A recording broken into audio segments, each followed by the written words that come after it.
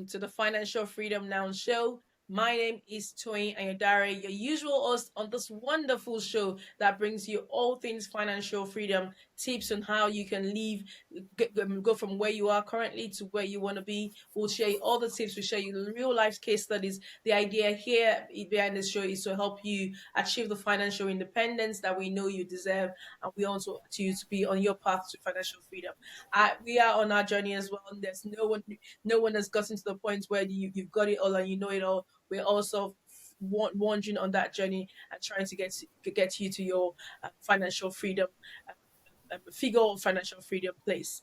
Now, today, as usual, I've got a fantastic guest with me. I've got a fantastic guest who's been on that journey herself, and today she's going to be opening up and sharing with you what she's done, how she's got there. And I think this is now a usual fashion. I try not to even do any much of the introduction to them. I try to make sure that I can give you all of that content directly to you and ask them the question, give them the opportunity to introduce themselves.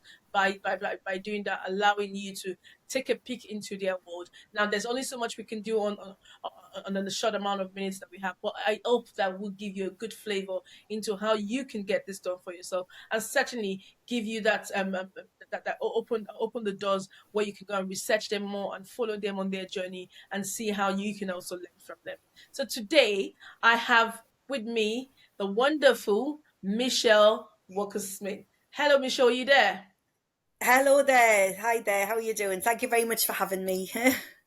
Good, good. So for some reason, I think your video is gone off. So for anyone Oh, listening to us, we have this on the video as well as audio. So if you can obviously check us up on YouTube as well as listen to it on any of your favorite podcast platform.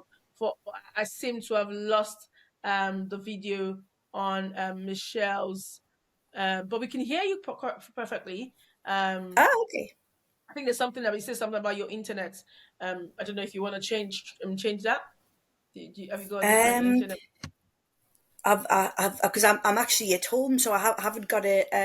Usually it's okay in this room. So Okay, it probably will come back because what was happening is it says that the live video. Before we start is I could see Michelle, I could see a beautiful face. But I mean, good thing is we have this on audio as well as video, so we will. I mean, we can still see. And when the video improves, we'll get Michelle back and you can see a beautiful face and see I'm not okay, talking. okay.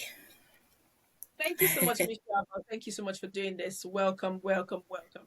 Can I Thank get you. you started by introducing yourself? Going back as far back as you can go, and then obviously giving us an insight of what you do now. So, Okay, Michelle, into the world. thank you. So, well, I've been in housing management since I'd done my degree 28 years ago now, I think. And I loved the working with real people, helping people find their forever homes. It was with councils and housing associations that I worked with. I moved when I met my husband. I moved to Wolverhampton and was a housing officer there. So I've had a broad spectrum of working in the housing management. And when the 2008 credit crunch happened, my husband was made redundant. We just had our first little boy. So I was on maternity leave and he was made redundant, and it came as a shock as ever, and he decided that we weren't going to allow others to decide when we were going to have an income. So we came across the trading company Progressive Property, and Peter embarked on his first course with Progressive, enabling us to buy 13 properties in 12 months, which was how we started on having our investment portfolio. Would historically, because I had a house and he had a house, which we kind of managed. When I moved down there, I managed the tenants in my house, and then when we moved back up to the northeast, because I didn't settle in Wolverhampton, we managed his house. So we kind of had accidental landlords, as a lot of as does happen in a lot of cases. But then we actually bought, we increased our portfolio through. I mean, it was through other people's money. We did a JV And all the things that I'd been told, and I thought, oh yeah, right, it's not going to work. It did actually work. It did take us a little bit longer to remortgage the properties to get the money back out. However, it does work.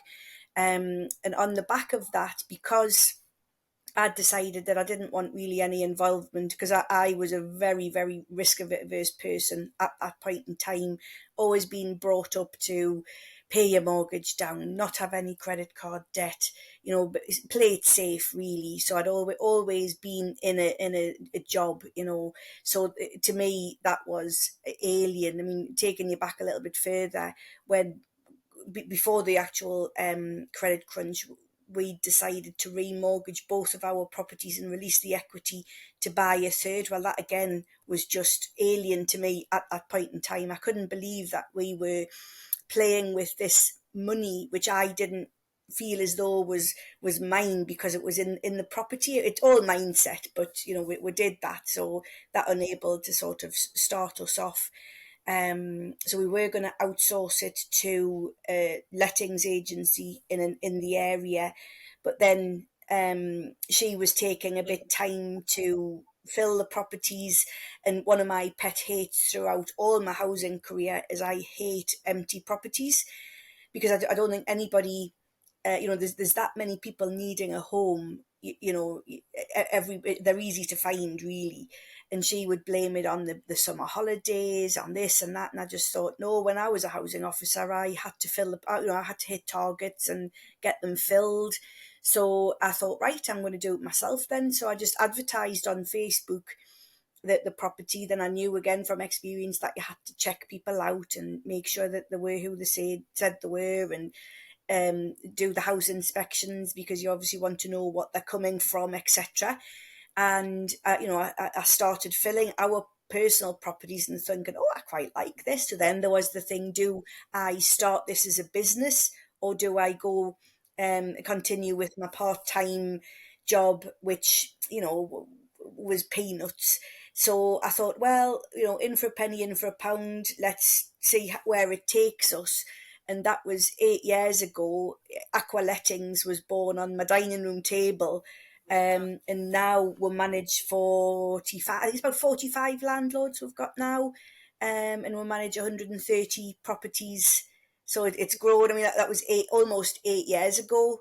So I just decided to go with it, and then grew the company organically to start with, because Peter obviously was meeting landlords when he was doing this course. We would invite landlords up to see what we do, because we would never sort of promise things unless we'd actually done it ourselves and knew that it was possible. Yeah. So there was, we grew the company organically. And then it's only been the last couple of years I've thought to myself, because I did it as a bit of a hobby, if I'm quite honest, because I just loved the interaction with the tenants Yeah. and the landlords. And then I've got a couple of staff members now, so it's kind of right. I need to scale this so that I can take a step back and oversee it. Still be involved in it, but take a step back from the operational side. So it's getting there. It's sort of just believing that it's going to happen. Absolutely. I was just saying, when you were speaking, I said, of which we are one of the landlords, aren't we? Because Yes, you help manage one of our properties. So if any of the guys that sort of follow me, whether through financial freedom now or through our property icon range, and you're up north, and you're looking for a letting agent, obviously, I would recommend Aqua Lettings, because we've had this brilliant. Thank fantastic you. experiences so far. Now, very very interesting background, the fact that you allowed you used the adversity of being made redundant, just when you just had a first child, when you should be like the obviously lovely period, enjoying the welcome, your son coming into the world and enjoying being parents. You were being Yes, faced with the adversity of not knowing where the funds will come in to actually pay for that child and pay for your yes, livelihood, and a lot of people could easily pull their blanket over, bury their head in the sand, and just like, oh, it's all done, it's finished. But that allowed you think of what's the way out. And this is exactly what we yeah, talk about on the Financial Freedom Now show is how do you get from where you are currently, doesn't matter what that looks like, to where you yeah, want to be. And how do you pave that way for yourself?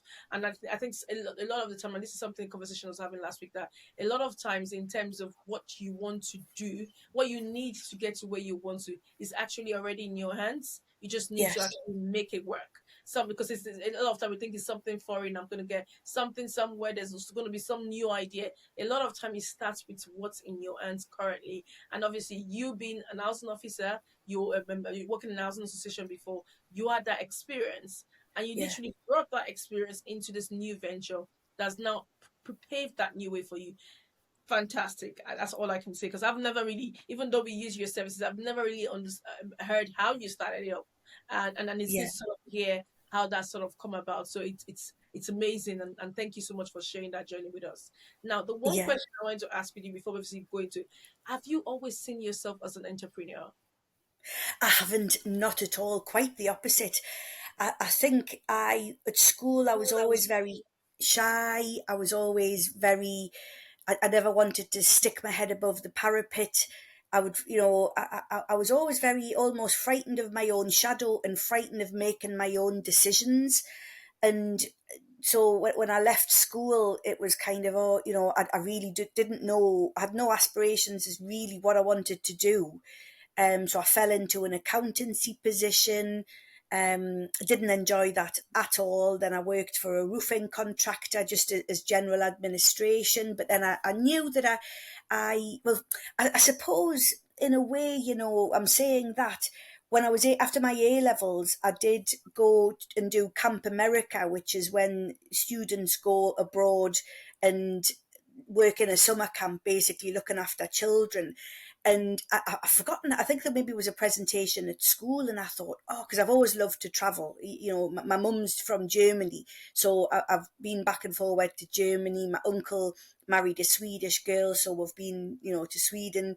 We've got close family friends in Norway, so I'd always been privileged to be sort of going on a plane and traveling from quite a young age. And I love I've said to my kids, travel, you need to travel because it broadens the horizon. Mm. So when I came across a presentation at school about Camp America, I thought, oh, I need to do that.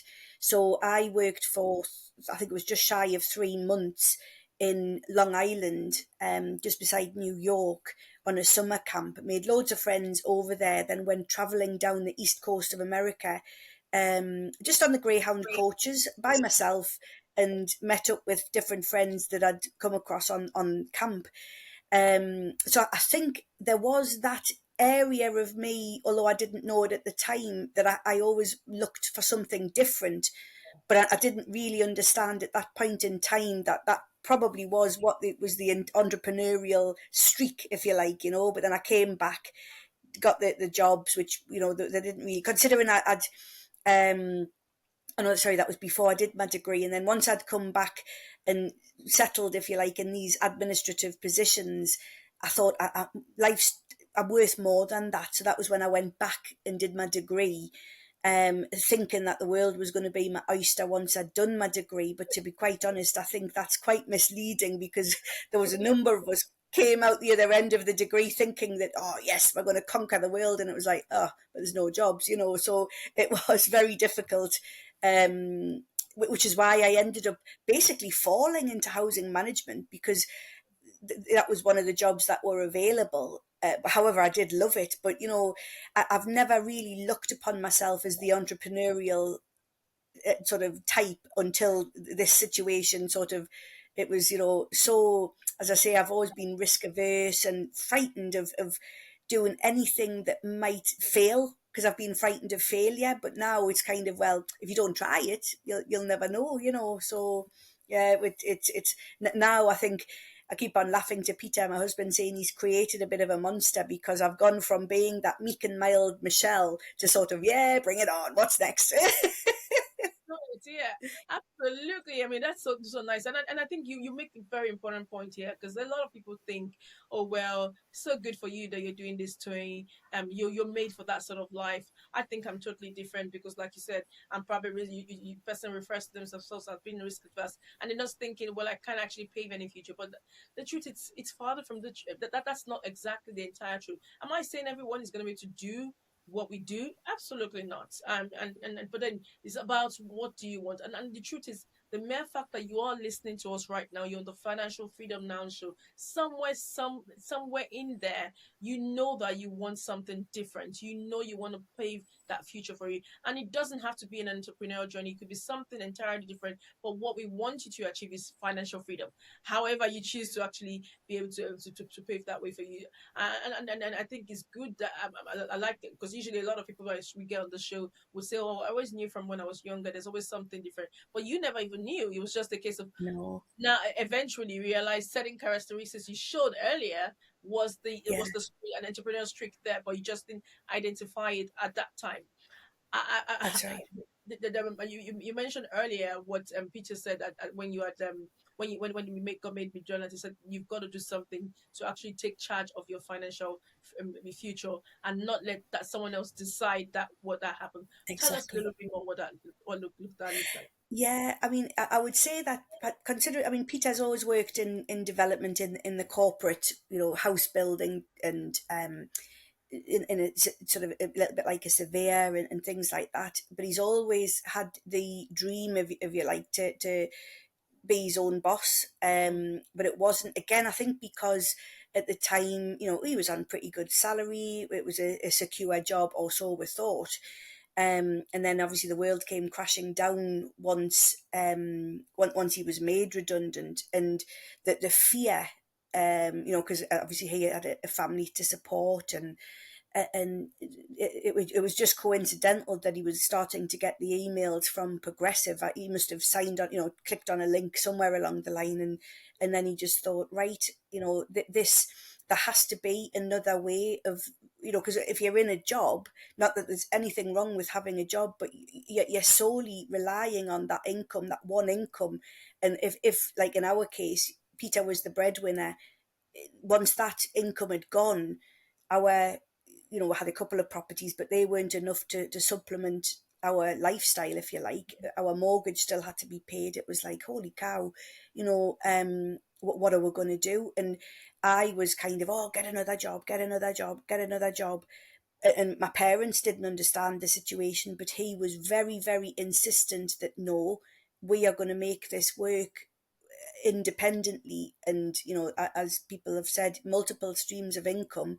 Mm, We had because if three of those properties were empty, the other 10 supported them. So it's kind of like, you know you're not relying on that one source of income in order to be able to pay your own mortgage, or whatever you choose to do with your money. But to be fair, we all made it quite difficult for Peter to understand how we were going to do this, because it's a completely new entity in the family. Nobody had kind of set up and taken such a brave step, if I'm truthful. And I didn't get my head around it, as I say, until I started. So even when I started with Aqua, I was like, oh, is it going to work? And it's just such a different mindset thing, I think, to be your own boss. And obviously the reason that you want to be your own boss is you want time to have time with your family, work the hours that you choose, and know that the cliche of, oh, you're earning money while you're sleeping. Well, the rental of the properties is obviously, if you get the right tenants in, they're going to pay. And that does, it's a business at the end of the day. And I think that the process that we, it did cause a lot of arguments, a lot of heartache, but Peter sort of kept on going. He had his belief. And I think for all it was a horrendous thing getting made redundant, losing that income, unless you're kind of pushed to that limit, if you like, mm. that's what drove the situation forward. So, it came from a disaster, but it's been probably the best thing that happened in the long term. Absolutely, yeah. And for anyone listening out there, this is actually a different. I'm loving this, by the way. This is actually a different perspective because you hear a lot of people say, "Oh, what I wanted to start, and my family and friends did not believe in me." But here you are. You say Michelle is actually sharing with you. She was that family and friend not believing in that process, and like you said, you made it very difficult for Peter. So do not use what your close network, the negative, well, not also the negativity, the lack of belief that they have, Yeah, they do not have or have in you. Do not let that be the reason why you're not doing this. That shouldn't yeah, stop you. Because if Peter had decided that, well, all of my close knit family do not believe in this, I'll let it go. Then he would have let not only himself down, but he would have let Michelle down and anyone else who's benefited from even being able to take that brave move. The truth is, yeah, what we're doing, achieving financial freedom, following a different path, is not the common thing, right? It is yeah, you are going to be one of the minority doing this, but you once you make that brave move, you that bold step, then you pave the way for a lot more people to do the same. Like I always yeah, say, you are going to be that icon. You're going to be that pace setter when you do it, and you do yourself a disservice when you lose that opportunity just because you're bowing to the fear. Like I always say, feel yeah. the fear and do it anyway. We're not saying this is all rosy and easy and you won't come Yeah, across any challenges at all. Absolutely not. But you've got to make that step. If you want to change the narrative, if you want to change what your financial future looks like, you've got to be brave enough to take that step. exactly. And Michelle has absolutely shared that in that story, how they made it difficult for Peter. But thankfully, Peter did not listen to them at the time. And he Yeah, took that to stuff. And now she said he's created a monster in her because now she's actually been able to, it's almost like that shield has been taken off. And now she's stepping into her own. So yeah, you might have that around you. You might have anyone around you saying, nope, but don't think it's right. It's not. It's just because that's what they know. And the other thing that you said in there, which I want to pick out on our light, is the fact that you don't know what you do not know, right? Peter yeah, clicked on that link from Progressive or that information, and it opened a yeah. new world to him. So again, do not be afraid to pay for the education you need to take you to that next step. A lot of people Oh, are always exactly. against, oh, because I know we belong to the same semester. A lot of people are always against, oh, I don't want to pay for this. I just want to, I'll make it work. If you're, some people actually say this, if those entrepreneurs are so rich, why would they even ask for anyone to actually pay for it? They should just give that for free. Seriously, they would be teaching you Yeah, the wrong thing because they're literally leaving money on the table. And if you don't pay for it, you don't pay, you don't pay attention, right? So they say. So yeah, sometimes, no, not sometimes, a lot of times, be willing to pay for that information because it would be that gift you give to yourself that will continually give you exactly, many years, I mean, into the future. So you just said exactly. I thought actually let me point that out because a lot of people think actually no, oh well, Peter just was just brave and he just decided I'll just go do it. No, there were other elements. He paid for his education. He decided to invest in himself, and that not only benefited him as a person, benefited those around him, and then has even benefited me. Because for example, I'm one of your clients. I'm being able to benefit Yeah, from that opportunity. So it's like a ripple effect. So give yourself the chance and give the world a chance. Hey, exactly. Because people will say, "Oh, I can't afford that," but in reality, can you afford not to? Because you go to a mentor to get. You're paying for their experience. You're paying to learn from their mistakes, so that mm, you don't have to. Don't get me wrong. We've made mistakes along the way, and it isn't easy. But if it was easy, everybody would do it, wouldn't they? So absolutely, absolutely. If it was easy, everyone would do it. And no, getting a mentor, getting free information is no in no way saying you will not make any mistakes because nobody can give you the exact situation you're going to go through.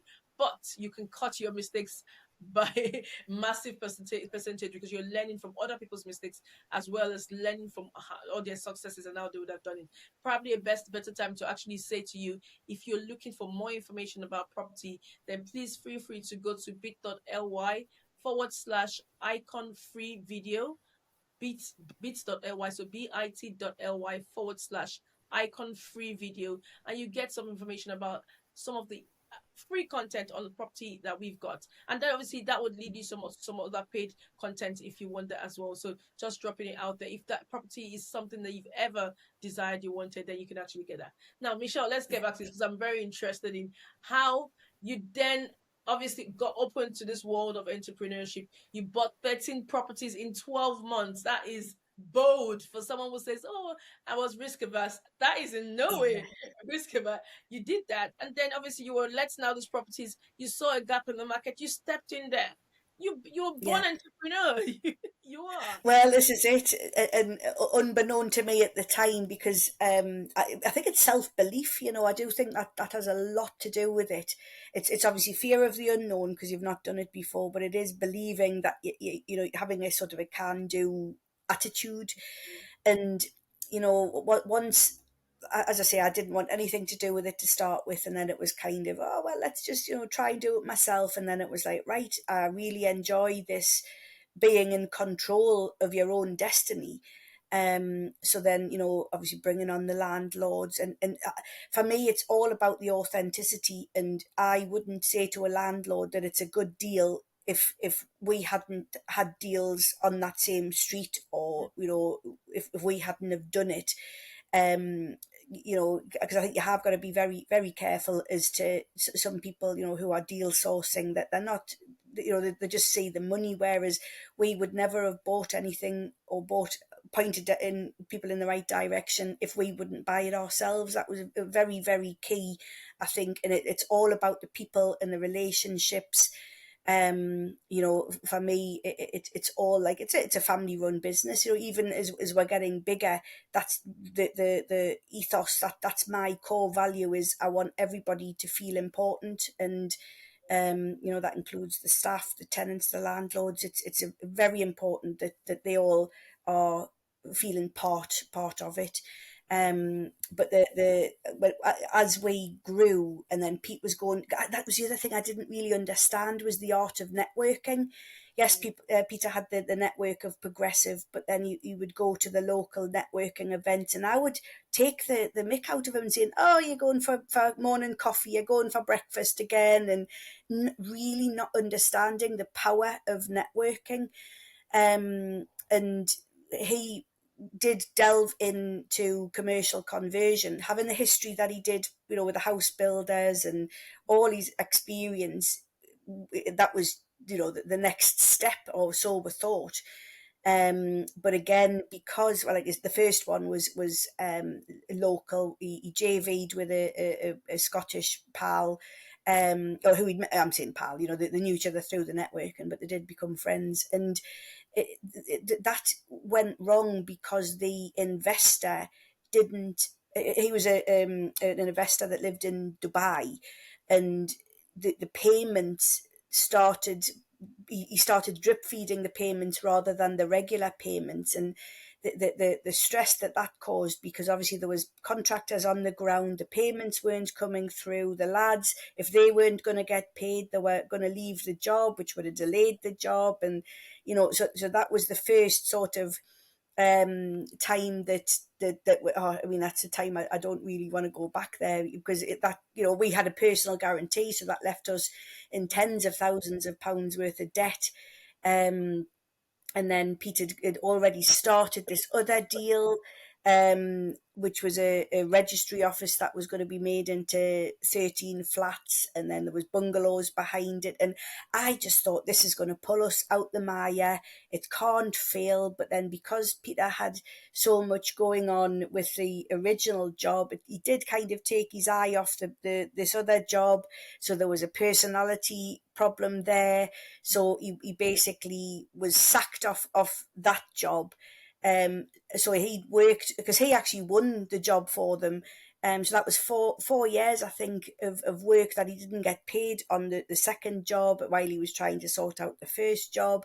So ultimately, we ended up sort of, you know, in tens of thousands of pounds worth of debt, sorry, without any commercial conversion that had been completed. So it's, you know, it's not a smooth road. You have to try these things, and I understand why he did it. But again, on a personal level, because I blamed him for all the failures, even though I knew he hadn't done it on purpose, but it was like, why have you risked everything and blah, blah, blah.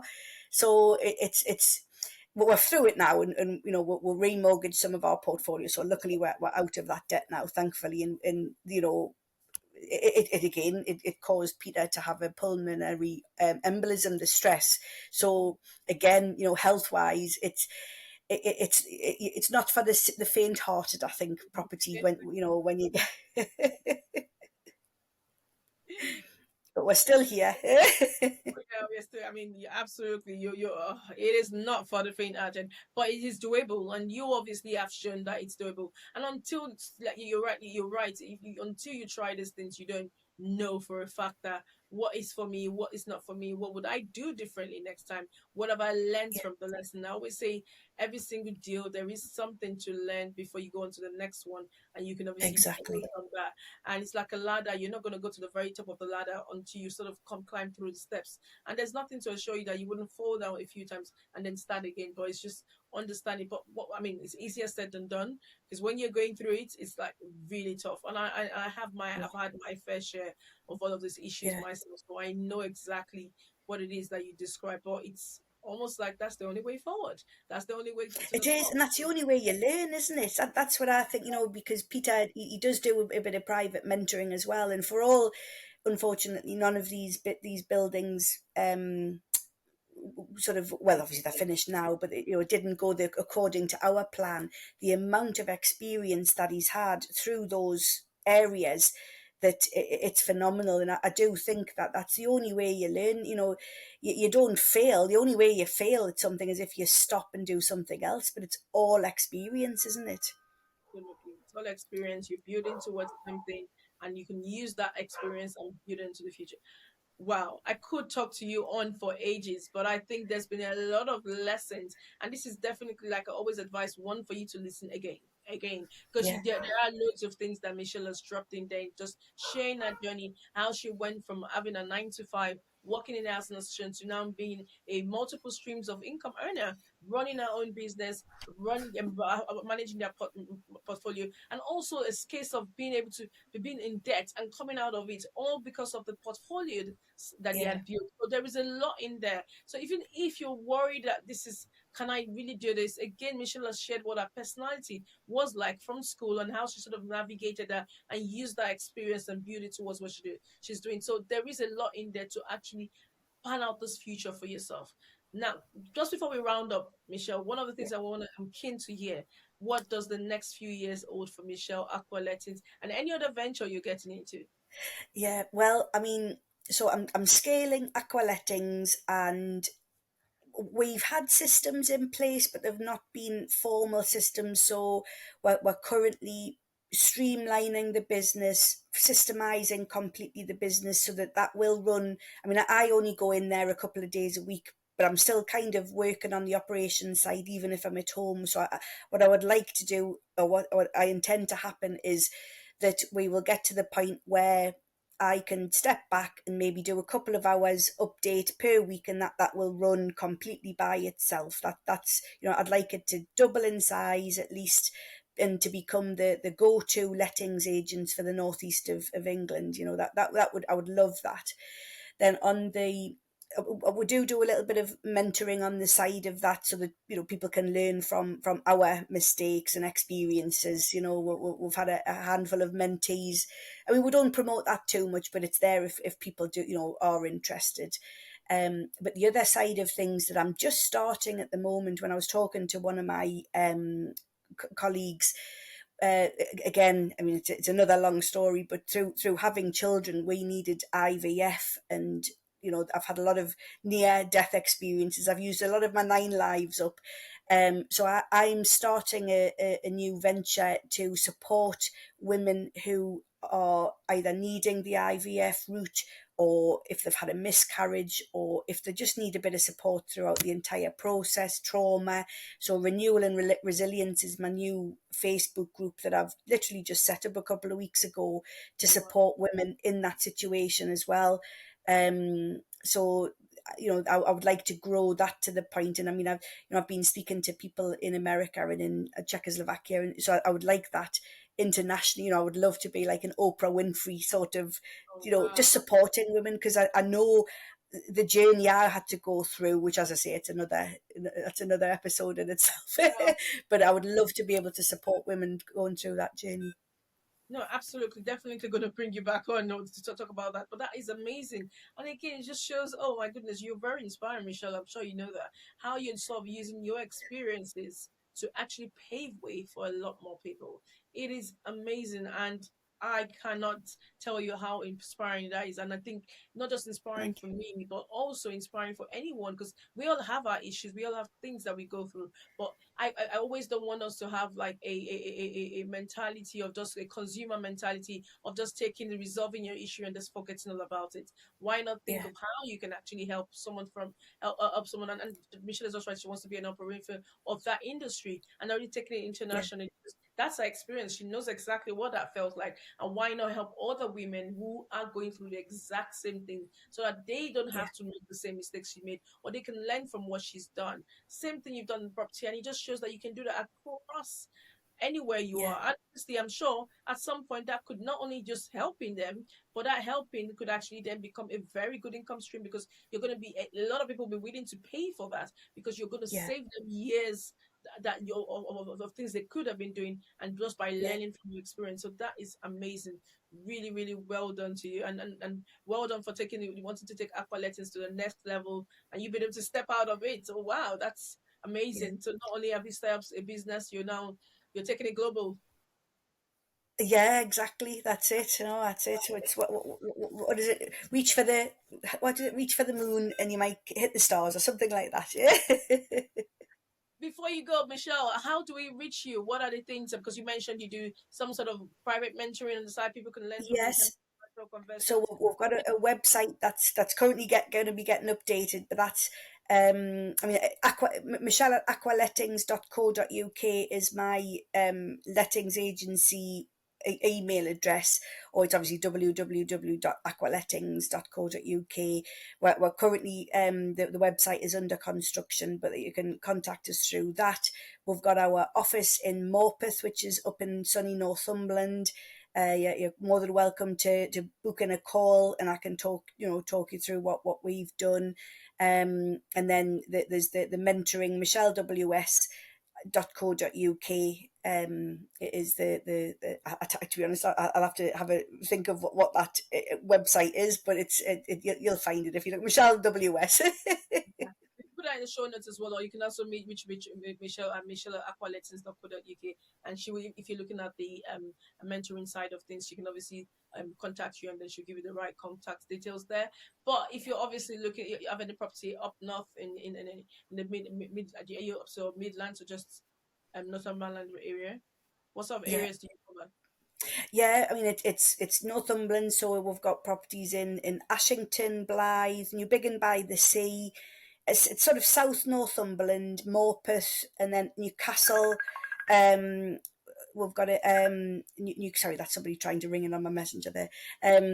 We've got Newcastle. We've got North Shields. So it tends to be anything north of the River Tyne. We don't tend to go across south of the River Tyne. We'll look at. Yeah, absolutely. And if you're looking to invest in those areas as well, because obviously what you know about properties up north are absolutely the high cash flow you can get, then I'm sure I would advise you again, try and while it's not one of the services she's mentioned, but please get in touch. I'm sure Michelle would Yeah. have the right connection. If she can't help you, she certainly would know who can. Because I know you've also set up a new networking group in up north, haven't you? That's right. Well, it's called Property Investor Northeast, which it's an existing network and group that used to be part of PIN, I believe. Anyway, I think it's PIN, and then PIN decided not to have the meetings where it used to be at Kingston Park Rugby Club. Then that decided to turn into Property Investor Northeast, or Pine as it was known then. So there was another guy who used to run that pre-COVID, and that used to have about 50, 60 attendees. Then there used to be guest speakers, and I put myself forward for one of them, just again to push myself out the comfort zone. And then obviously COVID hit, so that died a death and nobody took it forward to have any online meetings or anything. Then it started sort of back early part of 2022. A couple of the guys were trying to start it back up again, and it was, there was maybe 5, maybe 8 people who were attending the networking in-person meetings. So then one of the guys contacted me and said, Michelle, would you like to come and help and try and get the crowds in and take it forward? So I was like, oh yeah, great. And there was about half a dozen people behind the scenes in the administration team, if you like. But it was a free event, and then obviously everywhere started charging to hire the room.